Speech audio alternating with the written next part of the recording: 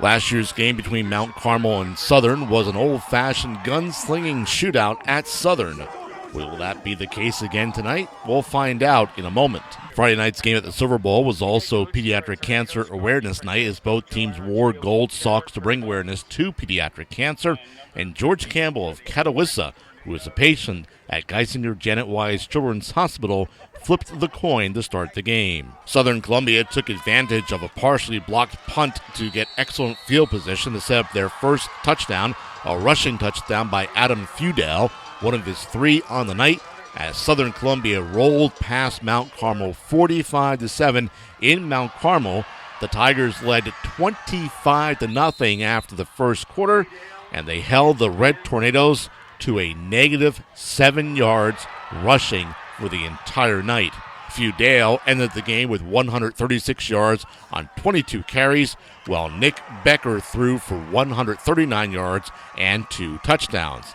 In a losing cause, Zach Wasilewski of Mount Carmel was 12 of 28 for 159 yards through the air. In the upset of the night, Shikellamy scored 14 points in the second quarter and made that stand as they hold off Selinsgrove 14-7 to get their first win of the year.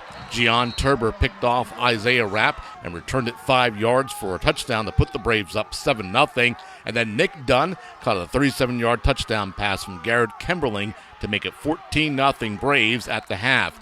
Zach Adam, who would end up with 83 yards on the ground, scored a lone touchdown for the Seals, a 10-yard run in the third quarter. Afterwards, head coach Dave Hess of Selinsgrove explained what happened with his Seals. Shikellamy just outplayed us. They had a great game plan, and their kids came to play, and we had a lot of things exposed that we're not doing right. So we're going to.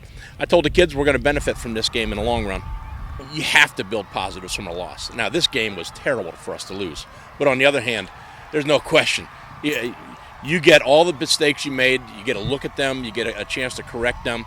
It's a league loss. It's tough. But on the other hand, this may have been the most important game of the year for us. Well, I think we cut out the mistakes, and we just needed something positive to have to get on top. And Gian Turber made a great big play for us. We got in the end zone, got the lead, and just kept on going from there. And so. Just when things are going bad, it tends to go bad. We had some tough kids that just keep on battling.